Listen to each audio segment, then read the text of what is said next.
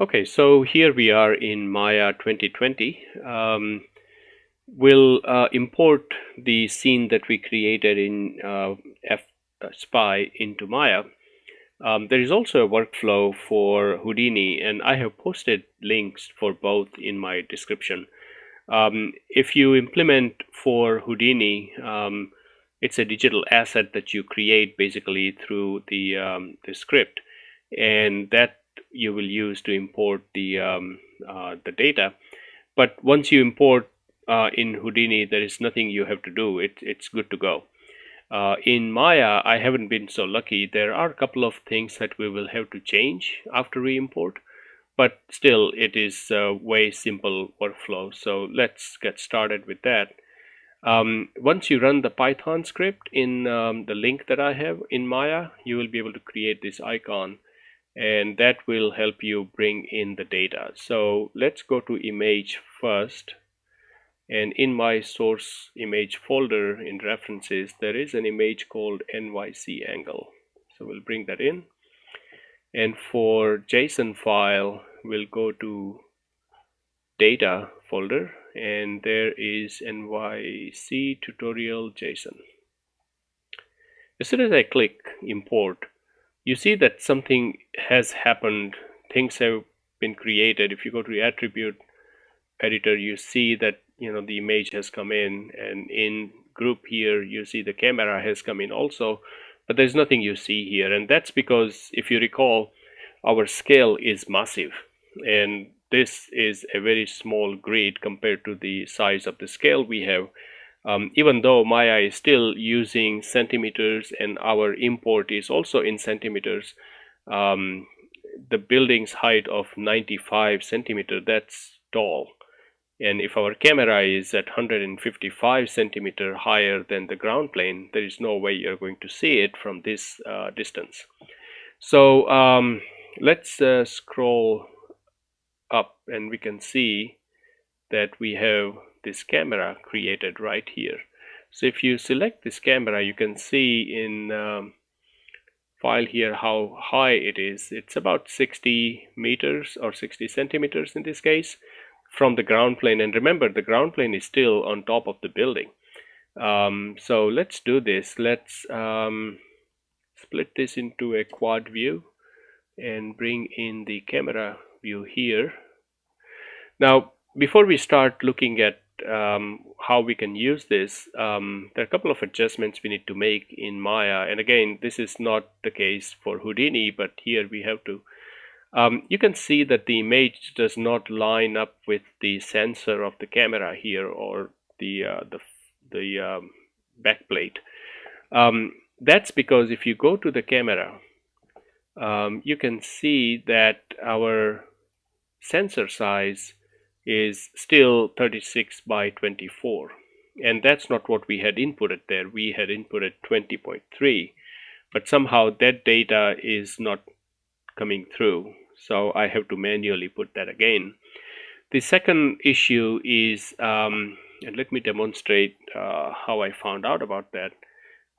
If I create a cube, and before we are able to see the cube, what we need to do is create the depth to 1000 so that image will go on the other side of the grid.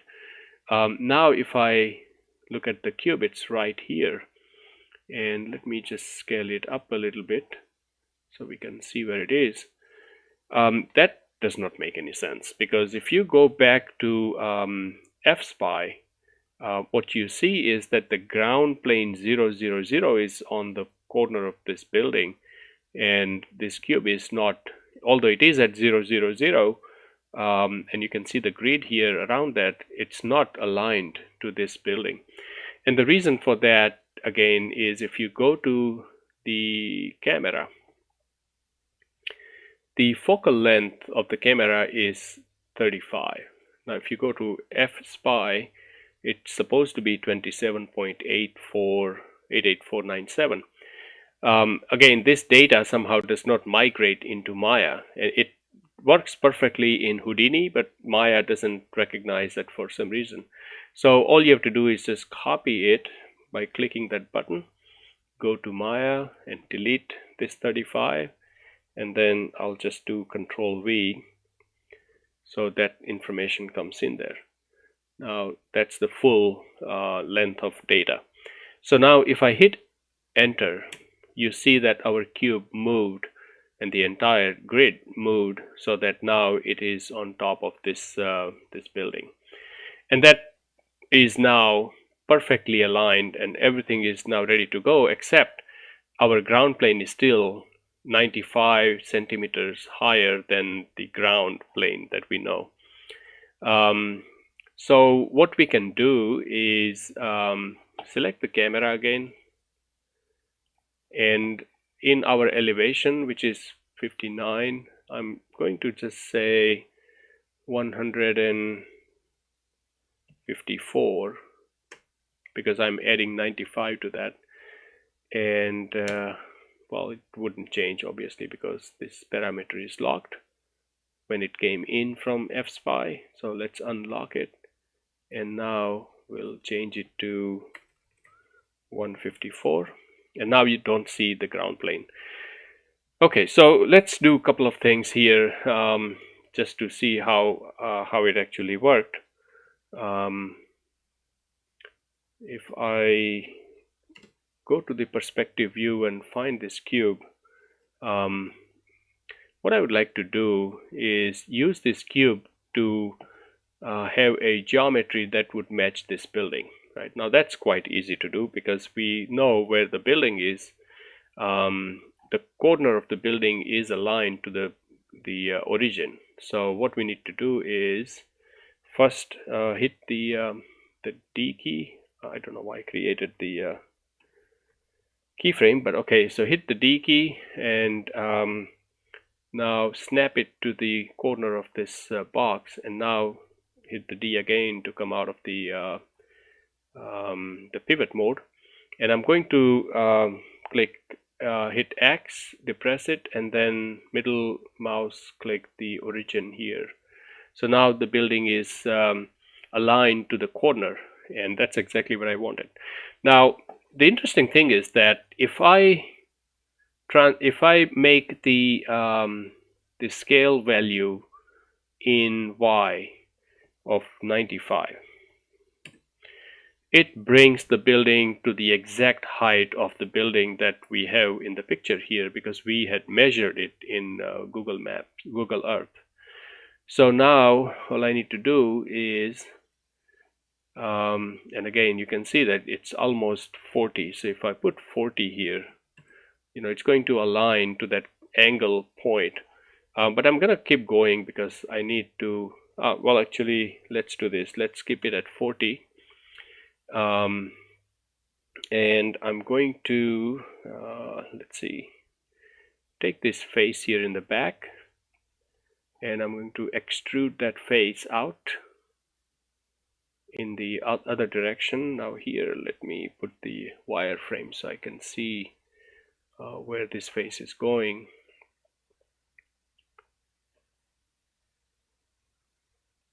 Okay, so I'm just going to keep it here for now. I don't know exactly where it's supposed to be, but that should be good enough. I mean, of course, you can measure the distance in Google Maps and come back here. All right, so let's go on the other side and take this face here and translate this face out to match the other wall. So now if I go to the object mode here and take a look at this building, it looks like it's pretty well aligned, except that my back is not aligned. And that's because if you remember from Google, it is not straight, on this side. It's actually angled inwards. What we can do here is, if we go to the edge, take this edge and push it in, and we probably also would need to let's see, match this edge also and push that in a little bit. Yeah, so something like that. I mean, you're getting the idea as to where I'm going with this. I mean, you can easily use this to create the type of geometry that you're looking for. Um, okay, so let's close this with a little bit of fun.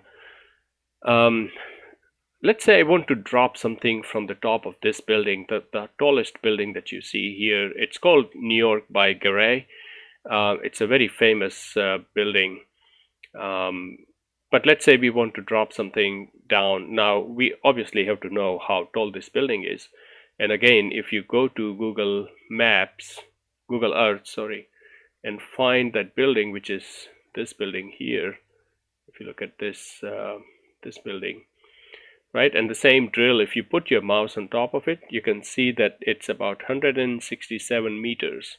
Now, it probably is not precise because if you look at, put your mouse on the ground plane here, it comes to 10, here it comes to 4, right? 4 meters. And I think Google is probably measuring it from the sea level.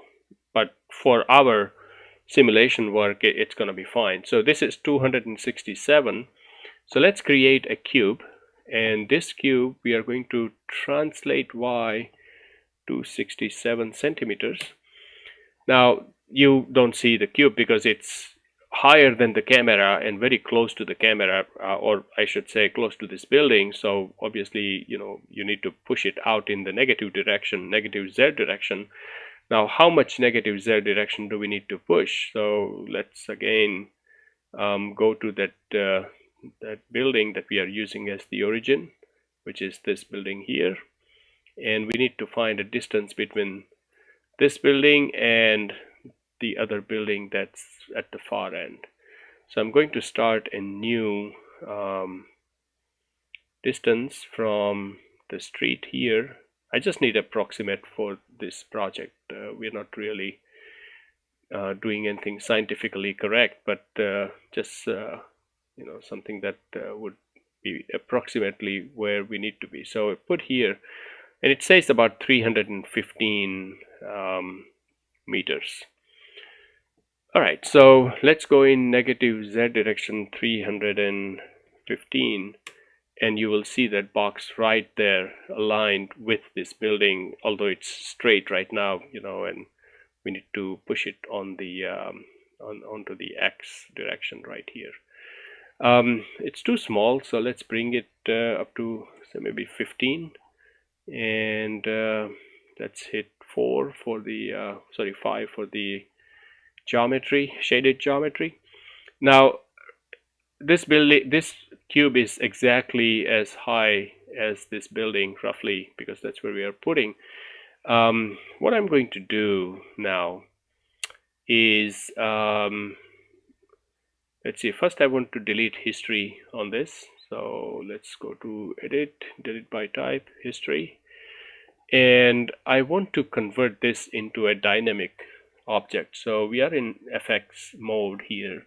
If I go to bullet, and well, before I do that, let me just set up my timeline because it's pretty high up and it's going to take a while before that box to come down. So let's do 500 frames, and I think I'm on play every frame anyway, so that should be fine. And let's create this as a bullet active rigid body. The other thing I will do right away is go to the solver and create a ground plane, because we want that box to bounce at the ground level. Now, you will not be able to see the ground because of all the buildings, so it may look weird that it's bouncing midway, but it would not be midway. Actually, it will hit the ground because that's how far the distance is, and we have set the ground plane down below at the actual ground level. So let's create another Lambert, and we'll just color this in bright pink.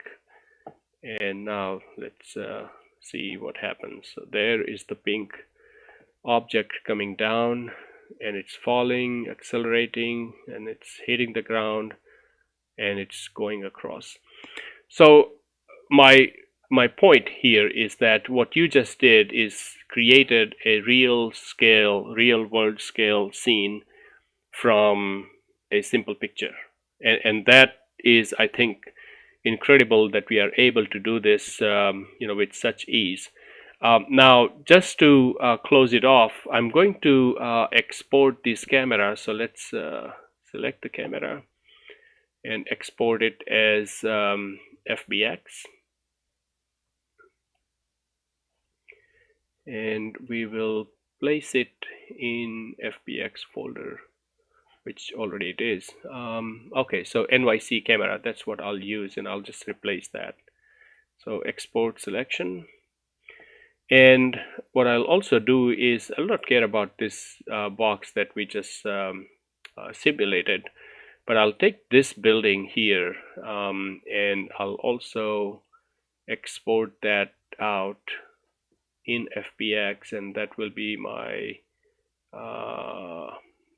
main building. So let's go over to Fusion and see what happens there. Let's create a new comp, and in there we will import, where's my import? Right here. We'll import FBX scenes, and the first one is going to be my NYC camera, and we'll bring it in. And we also need main building, which is right here, and we don't have a camera with that. Okay. All right, so now I will create a 3D merge between the two, and then I will also create a render 3D. Now let's look at this node here and see what we make of it. So here I'm gonna have to recalibrate my navigation, which is different in Fusion compared to Maya. Okay, so this is where we are. This is the building, this is the camera, and let me go to 3D options here and bring in lighting so we can see the some sort of lighting here. Okay, so what I want to do is project the image of that building that we have behind this geometry. So this building I want projected on this geometry. So for that I would need the image of that building, and I can just simply drag it in and it will create a loader. And this image I'm going to apply to the camera, but I don't want this image applied as image, so I'll disable that. Oh, the camera is locked. Okay, disable that, and under projection I'll enable projection, but I also want it as texture. Let's create a catcher, and this catcher is we don't need it here. It's going to basically catch the projection onto the geometry. Now normally I would have restricted this catching by projector ID, but since we only have one projector here, this camera, it doesn't really matter. Now I'm going to copy this camera, Control C, Control V, and I'll rename it as ShotCam, and also import it in or connect to the scene here. And my 3D render, I'm going to enable lighting. We'll have to create a light, and from default I'll just say ShotCam. So if I look at my render here and fit it, you can see that something is there. We can't make it out because there is no light. Let's create an ambient light and plug that in. Now you can see the building. Can probably increase the intensity. to see the building properly. Now, the beauty of this is that if you had enough geometry to capture all the projections, you can really recreate the city, in Fusion and apply all sorts of particle effects and anything that Fusion offers, or even in combination of Fusion and Maya, you can really simulate tornadoes and any kind of destruction or simulation that you have in mind. And you can animate this camera, the shot cam. If I move this camera, you can see that the image is staying onto the geometry. Of course, you would have limitation as to how much you can move because you don't have all the information about the other side of the building, but it does give you enough flexibility to have a little bit of motion in the shot, and it would make it very realistic.